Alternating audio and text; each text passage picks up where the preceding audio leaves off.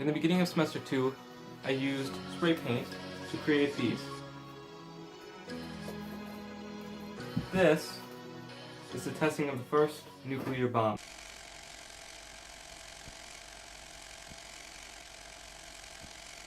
It occurred on July 16, 1945, at the Alamogordo Air Base. This one is an artist's interpretation of Neil Armstrong walking on the moon. It's one small step for man, one giant leap for mankind.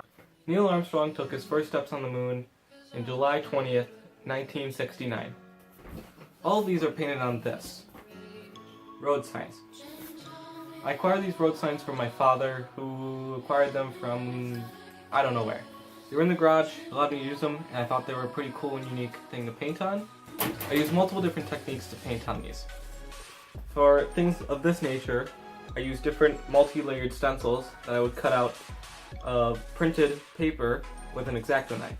I created the stencils in Photoshop. I'll link a tutorial in the description if you want to learn how to do this. The background of the galaxy was created just by spraying different spray paints down and then splashing white onto it. Things like the moon and the water were created by spraying down one wet layer of paint and another one while it's still wet right over. Then I could take a crumpled up plastic bag, turn it on, pull it off, leaving this cool textured effect. After that I decided to take a break from painting and begin making daily videos. These were vlogs. Good morning everyone, it is Thursday the 31st and I have just woken up. These were everyday vlogs, just of my everyday life. Being filmed a lot, like I'm filming this now, just with a camera on a tripod. I would make these videos once a day, pretty committedly, and I'd post them every night. At the end I started to slack a little bit. This is about the end of the second set of 2 weeks, so I did them for 4 weeks total. Around the last week, I realized that I didn't do much interesting stuff, so it was hard to make a vlog every day. I started to create them once every 3 or 4 days, trying to fit everything from all those days together for a more interesting video at about the same length. At the start to record, I created a homemade selfie stick-like holder for my phone.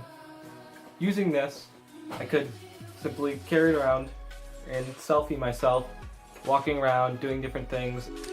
Look how pretty this tree is. Adam, what do you have to say? And it was easier to record things other than me than holding my phone. I thought the vlogs were pretty fun to make, and it was cool to see all the things I did, because a lot of it I honestly didn't remember or wasn't on my mind, so going back to edit or even just watching them was really interesting. After drifting away from the enjoyment of making vlogs, I started to create t-shirts. I didn't care for the earlier ones that I made.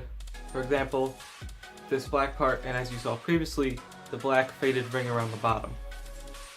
They just weren't that great. I also tried to do a speckle pattern in the galaxy of the, I guess you'd call it a bear. I later revised it to prefer this one much more. The ring on the top, the edge on the bottom is harder instead of that faded line. There's also no stars in the colored part of the bear. I created these t-shirts just like I did the signs. I used stencils for the outline of things like the eyes, the mouth, the whole outline of the bear in the t-shirt. The background, which is multiple colors, was just used by spraying down spray paint on one larger stencil that blocked the paint from getting on parts I didn't want it to. I think they came out alright. They were mainly a proof of concept. I wanted to spray down a large amount of paint, that way I could wash it, wear it for a while, and see how it turned out after that. If I knew that I couldn't put large amount of paints on a t-shirt because it would get destroyed or wouldn't survive washing, then smaller things might not work either. But if something larger like that with multiple colors in a large surface area could survive the washer with detergent and being worn, then I knew it, smaller things would have no problem doing the same thing. This was true. With my friend Seth, we created a large number of shirts with his design on it. He's part of a company called Neotrix. Mainly he would go to this building, do backflips, cool stuff like that I can't even imagine, and yeah. For that, we started to make t-shirts. They have a meeting coming up soon, so we figured it'd be cool to sell some t-shirts there. We created them with his logo, which is NT for Neotrix. On the back, it had the number 22. I don't know the story behind this. He told me, but I'm terrible at remembering things. I tried multiple different techniques for creating the back. It was different stencils, using glue to hold the stencils down, and other things of this nature. I also used different painting techniques and actually spraying the paint on. Like creating the lines where I'd block off part of it using a canvas so the paint wouldn't overspray and I can get cleaner lines across. We did this in a Rasta style t-shirt, where the front and back both had Rasta colors. I hope I didn't bore you to death in talking about all this stuff, and it was probably pretty cringy to watch me sit here and talk about all the things I've done all semester. Regardless, I hope you enjoyed it, and I'm sure it was informative. Thank you for watching.